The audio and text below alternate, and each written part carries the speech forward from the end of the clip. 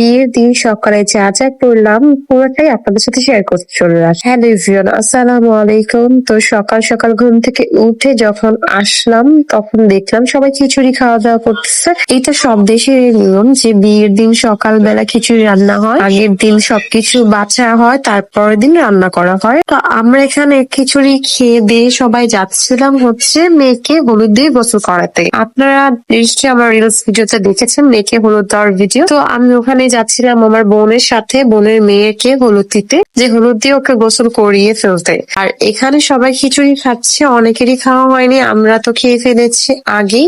তাই আমরা খাওয়া দাওয়া করে এখন মেয়েকে হলুদ দিতে যাচ্ছি গোসল করাতে। তারপর এসে ছেলেকে হলুদ দিয়ে গোসল করবো, সেই ভিডিওটা আমার করা হয়নি যেহেতু তখন আমরা অনেক বেশি মজা করছিলাম, একজন আরেকজনকে হলুদ চমকি এগুলো লাগানো বিজি ছিলাম, তো ওই ভিডিওটা আমার করা হয়নি। তারপর আমরা মেয়ের বাসায় চলে আসলাম, আমার বোনের মেয়ের বাসায়। ওকে হলুদ দিচ্ছি, এখানে ওর ফ্রেন্ড সার্কেল ছিল, আসলে ওর বয়সটা একটু কম ছিল আর আমরা এখানে বসে বসে ওয়েট করছিলাম, হলুদ বাটা হচ্ছিল।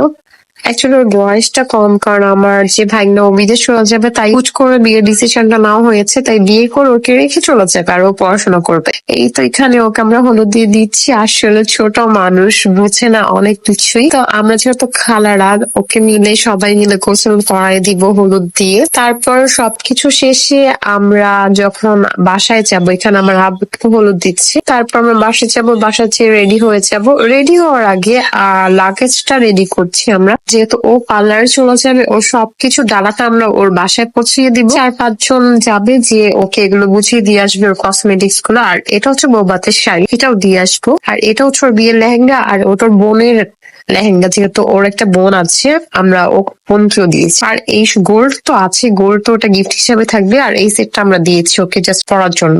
তারপর আমরা সবাই মিলে রেডি হয়ে গিয়েছি, জামাইও রেডি হয়ে গিয়েছে। তো আমরা যেহেতু ছেলের বাড়ি থেকে আজকে যাচ্ছি চলনে চলনে যাবো, ওখানে যে খাওয়া দাওয়া করে নিবো, ততক্ষণে জামাই বাবু রেডি হয়ে চলে আসছে। এই তো জামাই রেডি হয়ে চলে আসছে, এসে কিছুক্ষণ বসবে। আসলে বউ এখন আসেনি পার্লার থেকে, তো কিছুক্ষণ বসে ওর ফটো সেশন করবে। গ্রামে বিয়ে বলে কি হয়েছে, ফটো সেশন তো চলবে। তো ওর ফ্রেন্ড সার্কেল নিয়ে ফটো সেশন করতে চলে যাবে। তো আমরা এই ফাঁকে খাওয়া দাওয়া করে নিব, কারণ দুপুরে খাবার অনেক বেশি বেলা হয়ে গিয়েছিল সবাই রেডি হতে হতে। তো আমরা এক এক করে সবাই প্যান্ডেলে চলে যাচ্ছি। এই যে অনেক বেশি রোদ ছিল, এখানে বোঝাই যাচ্ছে অনেক বেশি রোদ। এই রোদের মধ্যে আমার যে কতটা খারাপ লাগছিল এই ড্রেস পরে। গরমে কিন্তু কিছু করার নাই, বিয়ে বলে কথা ভাই, পরিপাটি করে আসতে হবে। বাট চুল খুলি নেই যেহেতু অনেক বেশি গরম, আমি পুরো খোপা টোপা বেঁধে রাখছি।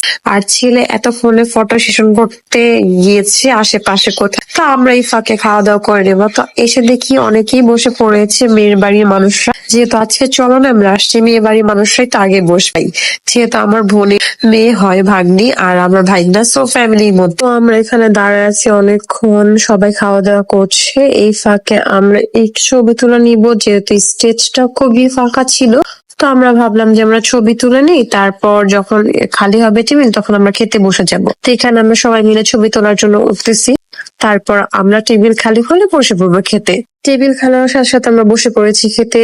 গ্রামের বিয়েতেই প্রথম দেখলাম যে রোস্ট আর ফ্রাই দুইটাই করা হয়েছে, গরুর মাংস। আর আমাদের গ্রামের বিয়েতে, বিক্রমপুরের বিয়েতে দই তো থাকেই মাছ, তো আমাদের দইও ছিল, একটু পরে খাবো। বিয়ে পড়ানোর ভিডিও আর ওকে নিয়ে আসার ওই ভিডিওটা আমি অ্যাড করতে পারিনি, কারণ তখন আমরা ড্রেস চেঞ্জ করে ঘুরতে চলে গিয়েছিলাম। নেক্সট ভিডিওতে আবার দেখা হবে আপনার সাথে।